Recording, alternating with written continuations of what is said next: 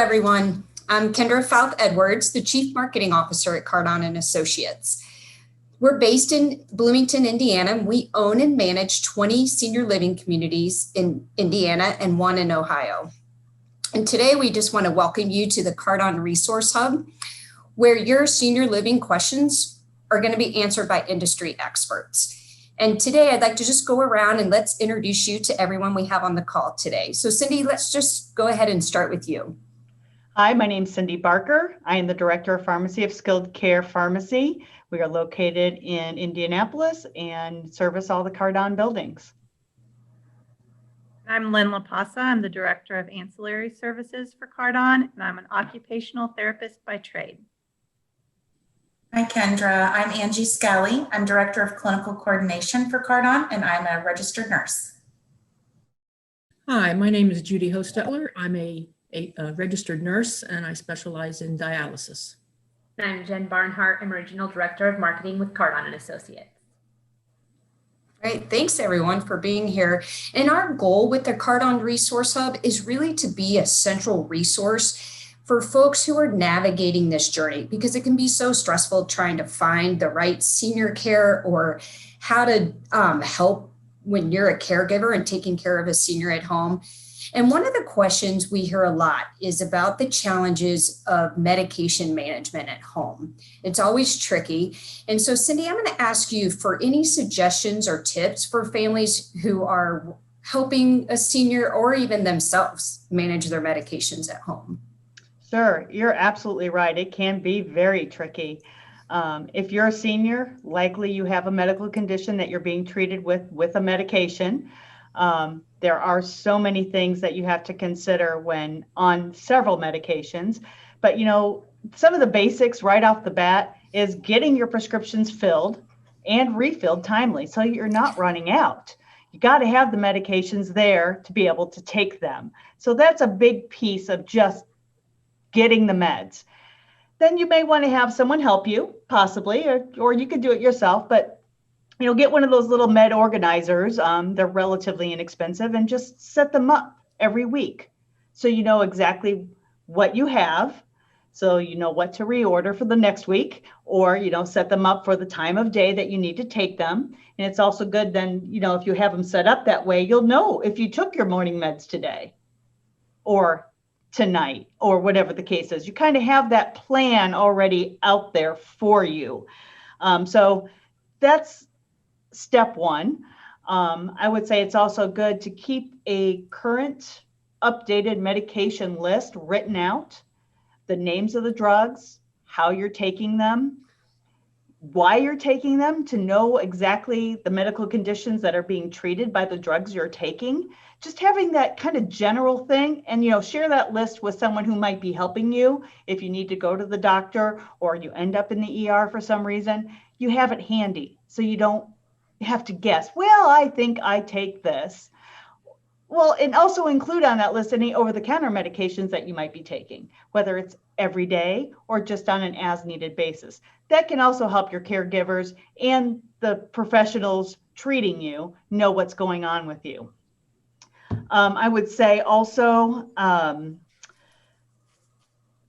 to make sure that if you have a change in medication, that you kind of take a look at what you have at home and make sure if something's been discontinued, to make sure you get rid of it.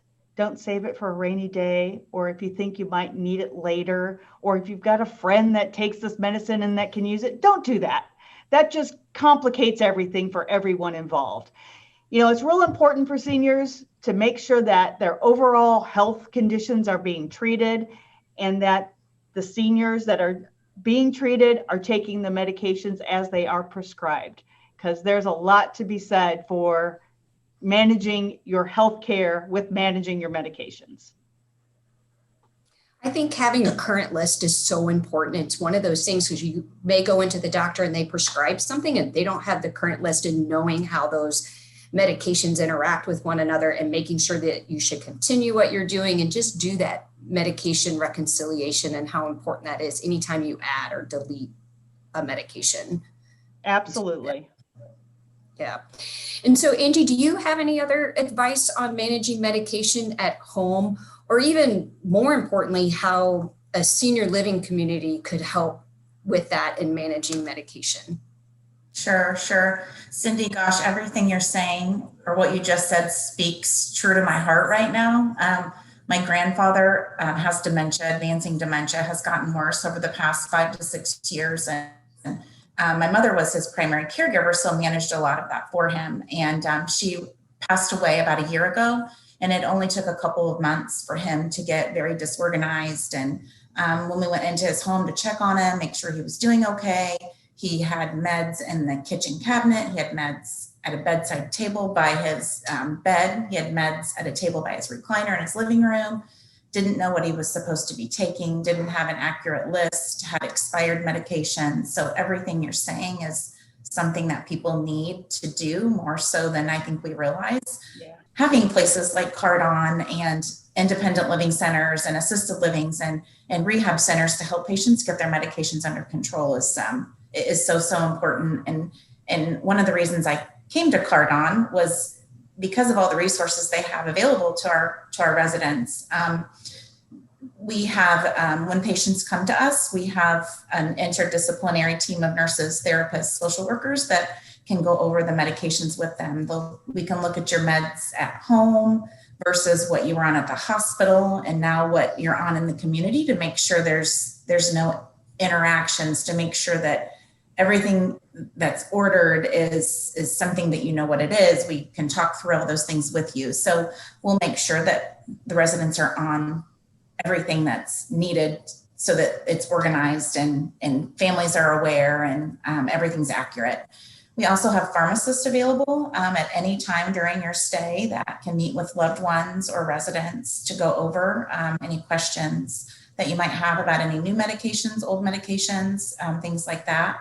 And then once you're ready to maybe move on to a different level of care, maybe an AL, independent living, or you're getting ready to go home, staff will sit down with you and go over those medications as well, just to make sure that you're ready to go, you're organized. We also have a Follow Me Home medication program where we can order all of your medications for you so that you have those at time of discharge. You'll be able to take them from the facility to home with you, so you don't have to stop at a pharmacy, which is such a huge benefit. Lastly, we have, which comes to mind, is we have a nurse that can call you once you get home just to make sure that you don't have any questions, that you got your meds filled, that you're taking them, that you put them in those little pill boxes and you're organized, you know what you're supposed to take when. So we have a lot of resources available. I've heard some great feedback on the Follow Me Home program and the calls and just how helpful and beneficial it's been for families and residents, because they get so much information sometimes at discharge and they get home, and trying to navigate that and work through it. Because, you know, it always makes sense when someone's telling you, and then you get home and you're thinking, is that what they said? And how do they do that? And so when someone calls, you can ask those questions. You have a pharmacist that helps you work through that reconciliation. It's just so important. Really, the best part of it is you have that resource just a phone call away, and you know who to call, and they're reaching out to you and can help you. And so, Angie, thanks for sharing that story about your grandfather, because it's a great segue into something that we hear a lot, and from family members who have someone that is experiencing memory loss or dementia, and through that. And Lynn, I'm going to give you this question. And the question is, when do you know it's time to consider memory care for your loved one? Sure. So there are some early signs or early indicators / red flags that you might notice with your loved one that could be indicative of a different care environment. You might notice that your loved one is having difficulty managing their medications, which we've talked about a lot. But some things you might see is that they aren't taking their medications at all, or they're taking too many and their prescription is running out too soon. They also may have them all jumbled up and shoveled in a drawer and really not know what they're supposed to be taking. So that's an early indicator. The other things that you might notice are difficulty with cooking tasks. Using a microwave becomes more difficult, not knowing how to use the controls on that microwave, or sometimes leaving the stove on too long and burning food items, or not understanding how to turn on the digital temperature of the oven. The other thing you might notice is weight loss or weight gain. And that's simply because that loved one may be forgetting to eat that meal or not remembering that they had breakfast, and they have difficulty even organizing and planning a nutritious meal. So somebody who may have been a great cook previously now just grabs, a peanut butter sandwich for every meal because that's the only thing that they can think how to process and make. The last thing that's really important is the ability to communicate in an emergency. And so can your loved one dial 911 if they need to? Can they call you if they're having issues? Do they understand how to use the phone or even a life alert button? And if not, this is the time when you really need to start having difficult conversations with your loved one about what are their next steps in life and what are some care options that might be available to assist them. Safety is so important. And I think that's sort of that one thing that kind of is the differentiator between where you are and the next step. What type of options, Lynn, are out there for senior care for someone with dementia? Sure. So just remember that everybody's journey through dementia is unique. So I can give you some typical care environments for certain stages, but it may be different for each individual. So in early stages, or what we might call the mild stage of dementia, home health services and personal services agencies might be beneficial. And also you could start exploring an independent living environment or assisted living environments. In the mild to moderate stages, there are assisted living memory care units that cater to residents that have dementia, that have specific program that can help them maintain that stage of dementia for a longer period of time. And then for the moderate to severe level of dementia, you might start exploring memory care units in skilled nursing facilities. And those are for the residents that have kind of transitioned and need a lot more help with their self-care and a lot more 24-hour guidance to be independent in an environment. And then there's the severe stage of dementia. And at that point, you're really looking at a skilled nursing facility that can provide that 24-hour care of nursing and physical assistance that the residents may need, but also you might start exploring hospice services as well. One of the hard things is any ideas and tips on how to even broach the conversation with someone if they are needing a different level of care and maybe it's not working at home? How do you start that conversation or even bringing services in to the home? I think what's important is not to prolong the conversation. As soon as you start noticing these signs or red flags, you want to start having those hard, difficult conversations. And it's going to be tough. Nobody wants to admit that they need help. And it's very difficult to accept that your memory or cognition might be declining. So if you can approach those conversations from a place of love and support and include your loved one in decisions, let them look at literature about the different types of support services that are available.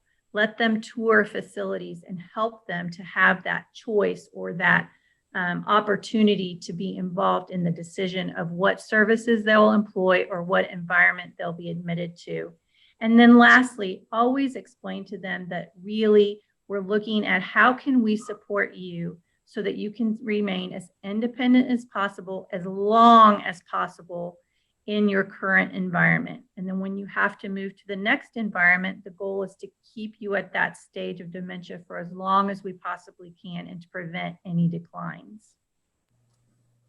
That's such great advice. And it's so touchy sometimes and difficult to bring those topics up, but I like that to start as early as possible because you want them to be involved. You want to hear what their desires are or what their wishes are and try to work within that. And I think it's so important. So thanks for that. I know that will be very helpful for some folks. And Judy, one of the things we're seeing a lot is a lot of dialysis patients starting in their treatment or coming into our communities. And to do that, so will you explain exactly what dialysis does and what that treatment process looks like, and especially in our environment? Sure. As I said earlier, I'm a dialysis nurse and I work for Davida, We are a dialysis service provider, and we provide it in various settings. We provide dialysis in outpatient units, in hospital settings, and also now we're happy to provide and partner with skilled nursing facilities to provide in-house dialysis services. Dialysis is a life-saving and a very important treatment for people whose kidneys have stopped working. It's an artificial process that simulates the same functions that our kidneys provide for us. Our kidneys do a lot of different things, but the two main things that most people think of when you think of kidneys is they filter our blood and they take out the buildup of toxins that happens naturally in our bodies. And they also produce urine, which helps to control the amount of fluid that our body maintains. So that's what we provide for people whose kidneys have failed and who need that service. Judy, do you have to dialyze 3 times a week? Is that required? 3 times a week is the common prescription for dialysis. It's been determined over time and with research that the best way to maintain the best quality of life is to have that treatment 3 times a week. And as I said, dialysis filters out toxins and fluid and helps us control fluid, but it also maintains really important chemicals and minerals and compounds in our bodies that we use in our daily cellular activity. And so if there are buildup of certain compounds or chemicals, it can cause really adverse effects for people. So in order to maintain the best long-term health and safety, dialysis is 3 times a week. And yes, that can seem like a big time commitment, but looking at the outcomes, that's the best thing for you to do. Mm-hmm. And we have found with seeing an increase in dialysis patients, we partnered with Davida to open an in-house dialysis clinic at our community, Carmel Health and Living. And Jim, why don't you tell us a little bit about how that partnership works and the benefits of having that in-house with us?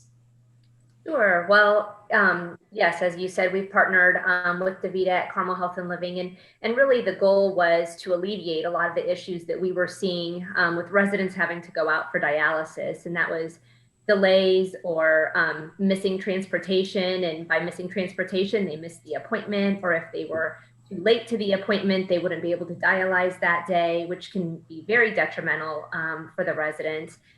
Just the communication piece by having the dialysis clinic in-house, it's the same team of people working together, which has been huge. At Carmel specifically, we have the same team working together down the same unit. So they're able to talk to each other very freely. They know each other. They know the residents very well. So that is a great way to kind of build that relationship with them.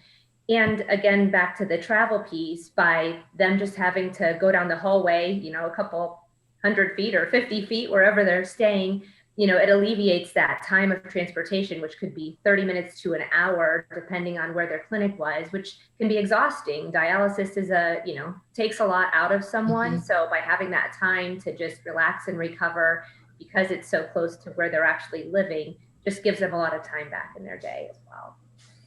Well, I know this topic is very near and dear to my heart because I have a loved one at Carmel that is using the dialysis, and it's just been a lifesaver for us. So I appreciate it so much. All right, I'm going to go. We have some some questions in our chat box that I'm going to read, and then we'll see who's going to answer them. First one is, how are new prescriptions filled? And are my wife's doctors able to communicate with pharmacies at the senior living community? Cindy, I'm going to give that one to you. I thought that might be me. The prescribers can use an electronic system to actually communicate their prescriptions to the pharmacies. It goes through to the nursing home, to the AL center, whatever, and we get those prescriptions directly at our pharmacy. We fill them that same day and put them in delivery that night. So they'll have their meds by next morning's med pass. So pretty simple. Yeah, that's nice. I love it. Okay, the next one. Are these assessments, the memory care assessments, I'm assuming, available for memory care? I'm not sure which stage my loved one is in. So Lynn, I'm going to turn that one to you. So prior to admission and periodically throughout a resident's stay, the nursing staff and the interdisciplinary team will complete a functional assessment to determine what stage of dementia your loved one is in. And that helps to determine their care environment that can best meet their needs. These functional assessments are based on cognitive scales, and there are multiple that you can find online that are standardized. Some of them, to use acronyms, would be the GDS, FAST, BCRS, or the Allen Cognitive Level scales. And it depends on, which environment you're in, what scale they use, but they're all very well proven to show what support services can best meet the needs of your loved one. That's great, thanks. Let's see the next one. How do I know what stage of memory care my mom needs? Any assessment I could use? So similar question, but what kind of thing do you think they could use? So for caregivers, the one assessment that I prefer, that's the easiest to understand, you can look it up on Google or whatever. If you type in FAST, it's an acronym, stands for the Functional Assessment Staging Tool, and it's actually a crosswalk to what we call the Global Deterioration Scale. It's a really simple checkoff list. It goes through and you just check off what behaviors or care needs that your loved one has. It gives you the cognitive stage based on a scale of 1 to 7, and then you can crosswalk that over to the Global Deterioration Scale, and it can talk about some strategies that will help you to care for that loved one, to make them more independent, and also what support services would be beneficial for them. All right, great, thank you. All right, I think this is our last one. We talked a little bit about this, but how does CarDon work with Davida Dialysis? We travel a long way for dialysis now and would like to find a community that offers dialysis services. Jen, I'm going to give that to you if you don't mind. Like I said, we partner with them. We've actually partnered for Carmel, but are excited to announce that we're partnering with a few more communities. So that will be coming out soon. We've seen such great success at Carmel with all of the things that we discussed of, not having to worry about transportation, having the same teams be able to work together, and just the communication piece back and forth to give the residents a better experience. So we've partnered with Davida just to try to make the best experience for our residents, because at the end of the day, we want to do what's best for them and get them feeling good. And if their goal is to get back home, get them back home as quickly as we can. That's great. So I want to thank everyone for being here today and joining us. And I hope you found some of this information helpful and useful for you. And just keep the questions coming. We love it. And we hope that you join us for some future CarDon Resource Hub podcast or Zoom calls that we're having. So look forward to it. Thanks and have a great day.